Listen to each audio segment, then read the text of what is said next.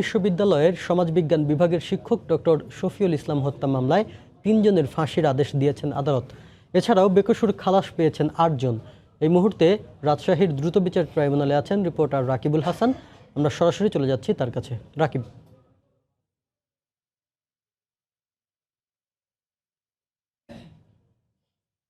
শফিউল ইসলাম লিলন হত্যাকাণ্ডের রায় কিছুক্ষণ আগে ঘোষণা দিয়েছে দ্রুত বিচার ট্রাইব্যুনাল আদালতের বিচারক অনুপ কুমার। তিনি এই রায়ে যেটি বলেছেন যে ৩ জন আসামিকে ফাঁসির আদেশ শোনানো হয়েছে এবং বাকি যে ৮ জন আসামি ছিল সেই ৮ জন আসামিকে কিন্তু বেকসুর খালাস ঘোষণা করা হয়েছে।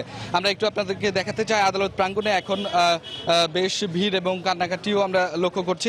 একটু জানিয়ে রাখি যে 2014 সালের 15 নভেম্বর কিন্তু এই হত্যাকাণ্ডের শিকার হন অধ্যাপক শফিউল ইসলাম লিলন এবং সেটির পর কিন্তু দীর্ঘ যে বিচার কার্য সেটি শেষ হওয়ার পরে গেল 23 তারিখে কিন্তু যেটি হয়েছে সেই 23 তারিখে কিন্তু সাক্ষ্য গ্রহণ শেষ হয়েছে গত 4 তারিখে এবং 23 তারিখে 33 জনের সাক্ষ্য গ্রহণ শেষে গত 4 তারিখে কিন্তু আজকে শুনানি করা হয়। আমরা একজন আইনজীবীকে দেখছি বলতে, আমরা একটু তার থেকে শুনবো। শনাক্ত করতে পারে নাই বলেই অমল কুমার মহন্তকে দিয়ে টিআই প্যাড করানো হয়নি, এটা আমাদের ধারণা।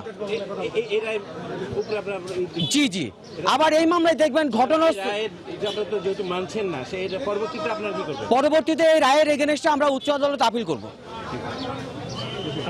এই রায়টিকে আমরা একটু শুনি যে এই রায়টিকে আপনারা আসলে কিভাবে দেখছেন এবং হচ্ছে এই যে 8 জনকে বেকসুর খালাস দেওয়া হয়েছে এবং বাকি 3 জনকে যে ফাঁসির আদেশ শোনানো হলো, এই ক্ষেত্রে আপনাদের মন্তব্য কি?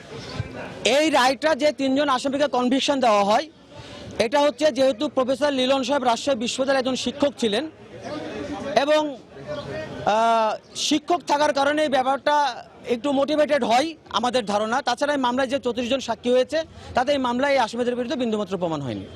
ধন্যবাদ আপনাকে। শাফিন, আপনি শুনছিলেন যে আসামি পক্ষের যিনি আইনজীবী তিনি তার বক্তব্যটি তিনি বলছিলেন। আমরা একটু চেষ্টা করছি আপনাদেরকে দেখানোর। এখানে অধ্যাপক লিলনের যিনি একমাত্র ছেলে তিনি এখানে আছেন। আমরা একটু এবং হচ্ছে আমরা এখানে দেখছি যে সরকারি পক্ষের যিনি আইনজীবী পিপি তিনিও এখানে বক্তব্য দিচ্ছেন এবং আমরা একটু সর্বশেষ একটু তার কাছ থেকে শুনতে চাই।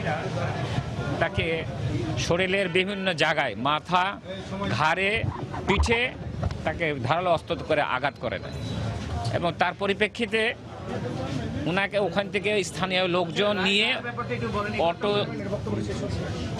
অটো রিক্সা, তারপরে তাকে রাজশাহী বিশ্ববিদ্যালয় এতে করে অ্যাম্বুলেন্স মেডিকেল কলেজ হসপিটালে নিয়ে আসে। এখানে আইসিইউতে ভর্তি করার পর তিনি মারা যান। সেদিনই তিনি মারা যান। পরবর্তী পর্যায়ে এই মামলায় মোট হুজুর আদালতে সাক্ষ্য প্রদান করেছেন। আমরা সাক্ষী দিয়েছি প্রসিকিউশন পক্ষ থেকে 34 জন সাক্ষী দেওয়ার পরে এই মামলায় মোট আসামি হলো 11 জন এবং এই মামলাতে তদন্তকালীন সময় যেটুকু আমরা পেয়েছিলাম তার পরিপ্রেক্ষিতে আমরা ডাইরেক্ট কোনো পেয়েছিলাম না। এজাহারে আপনার কোনো নাম উল্লেখ ছিল না, কে বা কারা তদন্তে বেরিয়ে এসেছিল এবং সেই তদন্তের পরিপ্রেক্ষিতে আমরা এই সাক্ষী এখানে হয় এবং সাক্ষী তাতে সার্কামস্টেন্সিয়াল এভিডেন্স এবং দেখা সাক্ষী, সব সাক্ষীর ভিত্তিতে আমরা কোর্ট আজকে উপনীত হতে পেরেছেন যে এই 3 জনকে তারা ফাঁসি দিয়েছে। এক নাম হলেন যার পলাতক সবুজ, আরেকজন আরিফুল ইসলাম মানিক, আরেকজনের নাম হলো আব্দুল সামাদ পিন্টু। এই 3 জনকে বাকিদেরকে খালাস দেওয়া হয়েছে।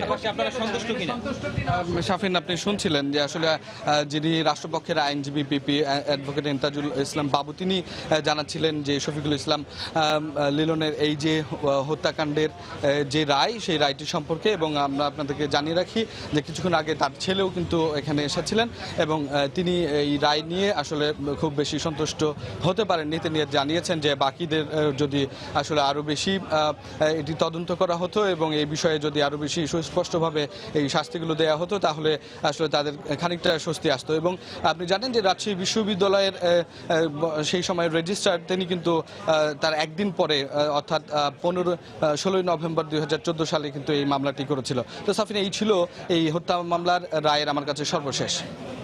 রাজশাহী বিশ্ববিদ্যালয়ের সমাজবিজ্ঞান বিভাগের শিক্ষক ডক্টর শফিউল ইসলাম হত্যা মামলায় 3 জনের ফাঁসির আদেশ দিয়েছেন। সেই খবর জানাচ্ছিলেন সহকর্মী রাকিবুল।